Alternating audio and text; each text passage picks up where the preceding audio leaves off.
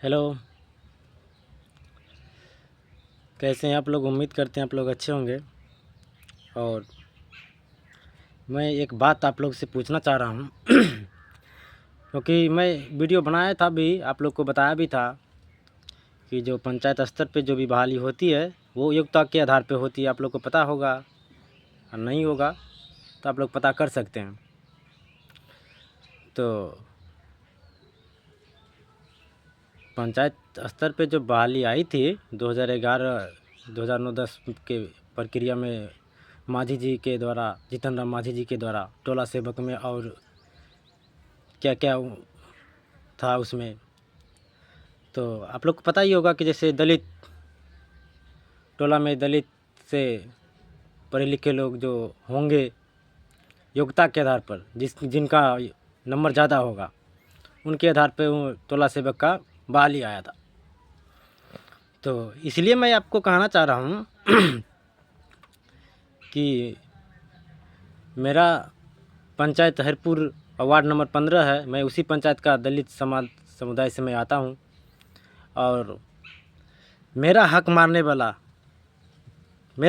वाला वो हक किसी का नहीं था।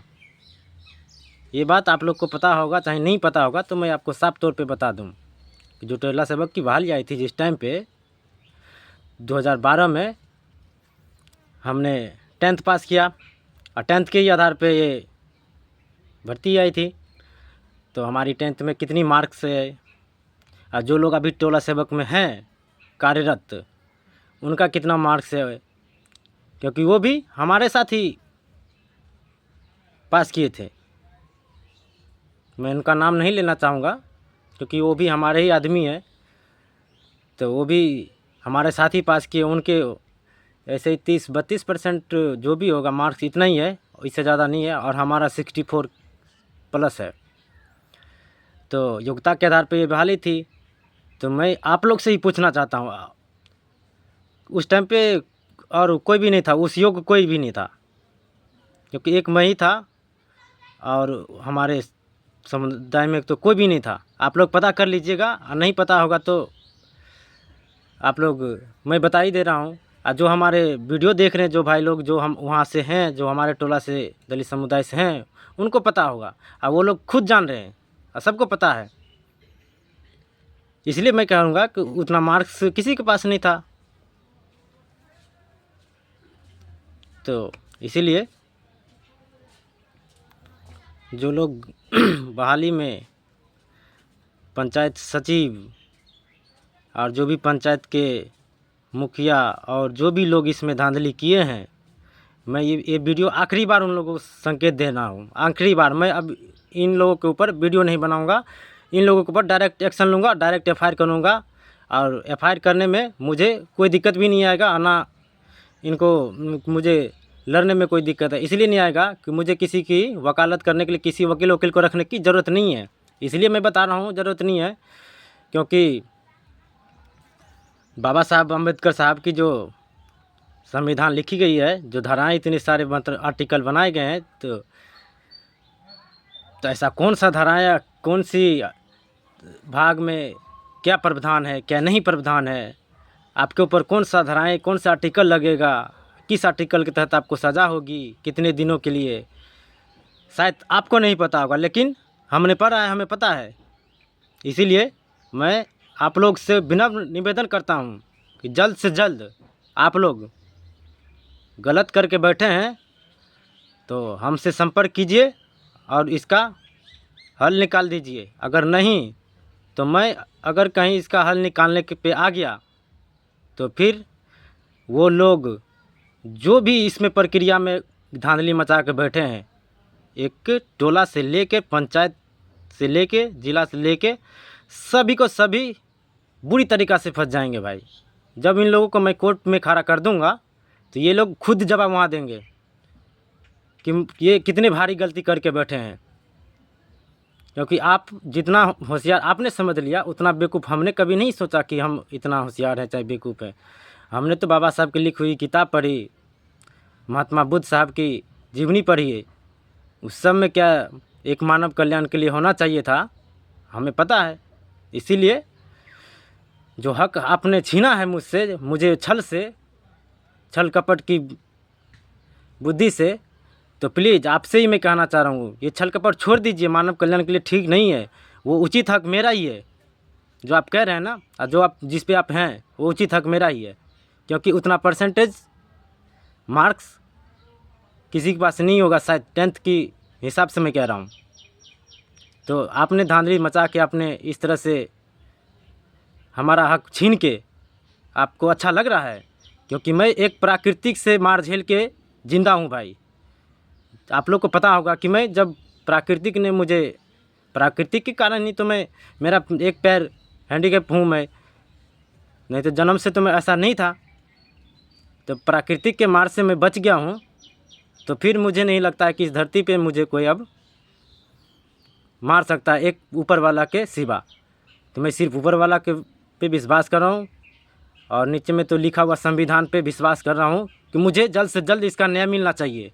अगर नहीं मिलेगा तो मैं सभी लोगों को कह देना चाह रहा हूँ, जो भी इसमें भ्रष्ट करके बैठे हैं, पंचायत लेवल से लेकर टोला सेवक से लेकर और एक BDO SDO SDM जो भी इस प्रक्रिया में DO वो जो भी है, क्योंकि मुझे सब पता है कौन कौन इसमें किया है धांधली। क्योंकि पंचायत स्तर पे जो भी वैकेंसी आती है सब में योग्यता के आधार पे होती है, ना कि पैसे के आधार पे होती है। अगर ऐसा है तो मैं सरकार और सिस्टम से बोल देना चाह रहा हूँ, आप भर्ती निकालने से पहले आप उन लोगों को क्यों नहीं बताते हैं कि आपको इतना पैसा दिया जाएगा, तब आपको नौकरी दिया जाएगा, नहीं तो नहीं दिया जाएगा।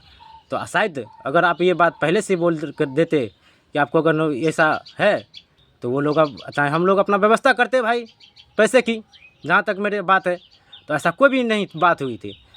इसीलिए मैं कह देना चाहूँ हिसाब तौर पे कि जल्द से जल्द इसका आप लोग ही निदान करिए। अगर नहीं कर रहे हैं तो अगर हम निदान निकालने पे आ गए तो भाई कोई नहीं बचेगा, ये तो 100% है। अगर जितना दिन से ये लोग धांधली मचा के पैसे, सरकारी पैसे के यूज किए हैं, तो कौन सी धराई लगेगी? तो ज़रा आप गूगल है आपके पास, नहीं ज़्यादा दूर जाने की ज़रूरत है, उसमें आप पढ़ के समझ लीजिएगा कि एक सरकारी फ्रॉडगिरी करके किसी की हक मार के कितने दिन की सज़ा है और कौन सी धराएं लगेगी। पूरा पैसा सरकार वापस कर लेगी आपसे पूरा। इसीलिए जल्द से जल्द आप लोग होश में आ जाइए और जल्द से जल्द हमारा और हक जो है वो दे दीजिए, अन्यथा तो फिर तो संविधान पर से मुझे भरोसा उठ जाएगा, सिस्टम पर से भरोसा उठ जाएगा। अगर भरोसा उठ जाएगा तो मैं सभी लोग को कोर्ट के अंदर खड़ा कर दूंगा। मुझे किसी से मतलब नहीं है, क्योंकि किसी का हक मारना कैसे आपने सोच लिया भाई? एक उचित आदमी को हक देना चाहिए, आपने गलत तरीके से हक ले लिया। आपके कितनी % मार्क है, हमारी कितनी % मार्क है, उसके आधार पे देख लीजिए। हम तो कहना चाहेंगे आपसे, अगर उस टाइम पे अगर कोई है हमारे उसमें मार्क्स है हमारे हमसे ज़्यादा उस टाइम की बहाली में, तो ज़रूर उसको दे दीजिए, हमें कोई दिक्कत नहीं है, हमें बिल्कुल दिक्कत नहीं है। अगर नहीं तो आप गलत तरीके से लेके आप लोगों को बेवकूफ़ बना के आप बैठे हैं, तो जल्द से जल्द आप ऐसा धांधली रोक दीजिए, यही में आपकी भलाई है। नहीं तो अन्यथा आने वाले दिनों में बहुत गलत हो जाएगा। इसीलिए अब ऐसा मत कीजिए, मानव कल्याण बिल्कुल ठीक नहीं है। आप अगर ऐसा करना चाहते हैं तो ज़रूर आप मेरी बातों को समझते होंगे और जल्द से जल्द इनका सावधान निकाल दीजिए। अब मैं आपसे ही कहना चाहूँगा कि मेरी वीडियो से अगर आपको कोई आहट पहुँचे, इसलिए मैंने आपका नाम नहीं लिया हूँ। तो अगर हमारे फैमिली में चाहे किसी से अगर आप उसको बात करके हल निकालना चाह रहे हैं, तो आप मेरे फैमिली में किसी से बात मत कीजिए, सिर्फ डायरेक्ट मेरे से बात कीजिए, क्योंकि आप यहाँ से आने वाली ज़िंदगी मुझे चलानी है। साफ सीधी तौर पे मैं कह देना चाह रहा हूँ, डायरेक्ट मुझसे बात कीजिए, जो भी हल होगा इसका निकालिए। नहीं तो हम कोई भी आदमी जो है इसमें धांधली मचा पंचायत लेवल से मुखिया से लेकर सब जो धांधली मचा के ये लेकर बैठे हैं, तो मैं बर्दाश्त नहीं करूँगा, तो नहीं करूँगा। क्योंकि जो आदमी हमारे साथ ही एग्ज़ाम दिया है, अब वो 30% मार्क लेके हमसे आगे निकल गया, वो इसका मतलब कहीं ना कहीं गलत है। गलत है तो फिर मैं तो आप छोड़ने वाला नहीं हूँ किसी को भाई, क्योंकि मैं गलत आदमी के खिलाफ अब मैं हो गया हूँ तो हो गया हूँ। साफ सीधी बात है। जब मैं विधायक सांसद से डरता नहीं हूँ, तो मैं आप जैसे इंसान से कभी डरने वाला नहीं हूँ। साफ बात मैं कह देना चाह रहा हूँ, क्योंकि क्या विधायक का काम है, क्या सांसद का काम है क्या मंत्री का काम है, क्या डीएम का काम है?